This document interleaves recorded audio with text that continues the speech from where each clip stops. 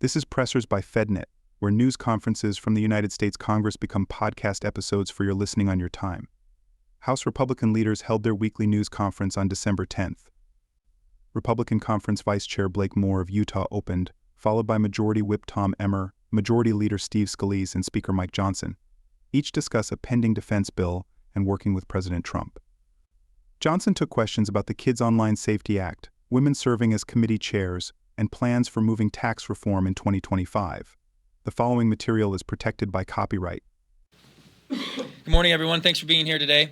This week, we are bringing to the floor the Service Member Quality of Life Improvement and National Defense Authorization Act, otherwise known, of course, as the NDAA. This bill both invests in the quality of life for our service members and their families and strengthens our national security capabilities. Those two aspects are what drove the negotiations and the effort for this entire bill: the quality of life of our service members and our national security capabilities. The NDAA supports the deployment of the National Guard to our southern border, deters China, combats anti-Semitism, supports Israel, cuts inefficient programs and bureaucracy, and guts woke policies at the DoD. It also cares for our service members and seeks to improve their quality of life by providing critical housing upgrades, pay raises, lower health care wait times, better access to child care, employment support for spouses, and much more. House Republicans take our responsibility to provide for our service members and their families and the mission seriously, and we look forward to working with President Trump and his administration to secure our border, bolster our national security, and support our military.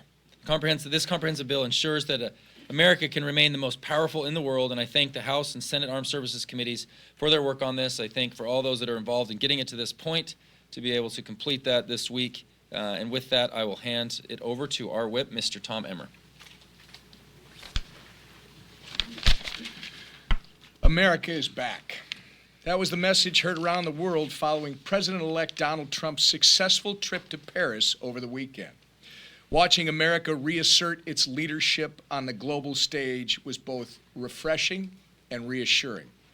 It's clear that the world has been anticipating the return of a U.S. president who can, at the very least, stay fully engaged during important discussions.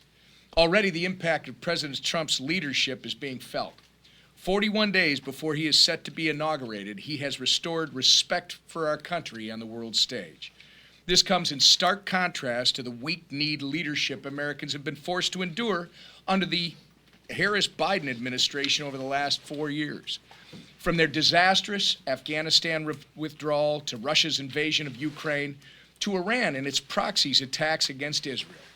We've seen what happens when we have leaders in the White House whose foreign policy strategy is to appease our adversaries and undermine our allies. Thankfully, on November 5th, the voters said enough is enough. The path forward under President Trump is quite clear. He will usher in a new era of peace through strength, and I'm eager to hit the ground running on day one to enact his America First agenda. I congratulate President Trump on a successful trip to Paris, and I look forward to watching him restore our country's dominance on the world stage. Steve Scalise. Well, thank you, Whip. This week, our members have been working for months on bringing to the floor Wednesday the National Defense Authorization Act. And as Blake pointed out, this is a bill that's really focused on improving the quality of life for our servicemen and women. We've seen under the last 3.5 years of the Biden-Harris administration, it's been hard to recruit and keep good service members, in part because of the bad woke policies, the loss of focus by this administration on what the mission is. And we start addressing that by rooting out more of the woke policies over at the DoD. And of course, that ultimately is going to get fixed when President Trump takes office next month. And he talked about those things during the campaign, what he would do to re-strengthen, reinvigorate our military. But at least we give President Trump some really good tools and important tools to recruit and retain a strong military by improving their quality of life in this bill. Something else we've been continuing to work on as we take care of the legislative business is to focus on what we will do day one to hit the ground running, to go to work delivering the promises that were made during the campaign to help those families who are struggling under the weight of the failed Biden-Harris policies. You know, we talked a lot during the campaign about securing America's border, strengthening our energy security, lowering costs at the grocery store, at the pump for families who have been paying way too much under the failed Biden-Harris policies. But we also talked about what we do to stabilize tax policy, to prevent a massive $4.5 trillion tax increase, which Kamala Harris wanted to impose. She actually campaigned, bragging that she would allow tax cuts to expire, putting a massive tax increase on families. And so we're already working on what we will do in those first few months to deliver on those promises and get our economy back on track, to help provide real relief for families who are struggling. And those talks are going really well, not only amongst House Republicans, Senate Republicans, but also the Trump administration. And Trump officials in the transition team have been part of those conversations, because we want to make sure the day we start in January, President Trump's policies are going to be front and center, the things that we all campaigned on. It wasn't just President Trump who talked about those things as he did. We talked about those too. And the good news is we got elected and we got a mandate from the American people who want to see a secure border, who want to see lower costs, who want to see us to finally confront those problems that Biden and Harris created. And we're going to do just that. The work has already started. We cannot wait until January to not only take office, but as we're preparing, we're doing that work already today here. Leading that effort for us is our Speaker, Mike Johnson. Thank you, Steve. Leader, good morning to all of you. I was here until late last night. About 13 hours ago, all these seats were filled with midshipmen. About 40 midshipmen from the U.S. Naval Academy were here on a visit, and we came into the room at the end of the Capitol tour. My son brought a bunch of his classmates. First time many of them have been to the Capitol. And they sat here, and I thanked them all for their willingness to serve the country, and they thanked me, and then they said, "Sir, how do you take all these hostile questions from the press every week?" I said, "Oh, they're a bunch of teddy bears. It's no big deal." So they had a good time. I'm really encouraged by all these young people and their willingness to step up and serve their country, and I know we all are. And this weekend is the Army-Navy game. We're all looking forward to that. I guess I got to say go Navy because my son's there. But President Trump is coming to the game, and others, and we'll all be there together. It'll be a lot of fun. Speaking of President Trump, we have just 41 days until his oath of office is taken. And as Whip Emmer said, there's a palpable sense out there that this is a new day in America. It's not just a catchphrase. We feel that. We sense it everywhere we go. And American families are ready to see an America First agenda. And we're excited about that. You hear a lot of talk about the agenda and how it will be formulated and come together right out of the gates in early January. We're working on that right now. In fact, House Republicans are already working to enact that agenda. We met, as you know, last week. We brought Elon Musk and Vivek Ramaswamy here to discuss how we cut waste, fraud, and abuse from the federal government, and it was a very productive series of meetings. We had a smaller group discussion and then the larger one in the Congressional Auditorium. Thank you all for being here for that. We're continuing to lay the groundwork for our very aggressive first 100 days agenda in the Congress that we've all been planning for a long time and talking about for a while. But in the waning days of this Congress, and until President Trump is sworn in, we're still actively advancing conservative priorities. You heard about the NDAA. We're proud of this product. It was released over the weekend, and it includes critical wins for our troops and for our country at a very important time. I want to thank Chairman Mike Rogers of the House Armed Services Committee and all the committee members and all the staff for their really hard work on the bill. We spent a lot of time and effort working on it because our service members and their families deserve our best efforts. That's why we made landmark investments in their quality of life, as you heard, with a 14.5% pay raise for junior service members. It's really important right now. And improved housing for our military families and other benefits. And it's also why we stopped funds from going to CRT in our military academies. We banned TRICARE from prescribing treatments that would ultimately sterilize our kids. And we gutted the DEI bureaucracy. And because we believe in peace through strength, we blocked the Biden administration's plan to reduce the number of U.S. Special Forces. We supported the deployment of the National Guard at the border. We expanded U.S. joint military exercises with Israel, and we increased funding for U.S. defense initiatives in the Indo-Pacific, and that includes Taiwan. At the same time, while we plussed up those other accounts, we cut $31 billion in bloated Pentagon bureaucracy, obsolete weapons, and inefficient programs. A lot of that will continue into the new year, and those are some very important innovations. The safety and security of the American people is our top priority, and this year's NDAA ensures our military has the resources and the capabilities needed to remain the most powerful fighting force on the planet. I look forward to voting for it later this week, and I think you'll have a large vote on the House floor in affirmation of all this. Also this week, we'll be voting on the Judges Act to ensure there's a sufficient number of federal judgeships for our growing population. Look, Republicans believe in the rule of law, and we've got to uphold that principle. We can't overburden the courts and our judges with these excessive caseloads, and that's what's been happening. It's been 35 years since Congress has authorized a package like this, and our population and caseloads have grown, and we just have to address this for the judicial branch to keep peace. More judges means more Americans can access equal and impartial justice without waiting years to get it. I'm excited to see this bill pass. I used to be a federal court litigator, and I can tell you it's desperately needed.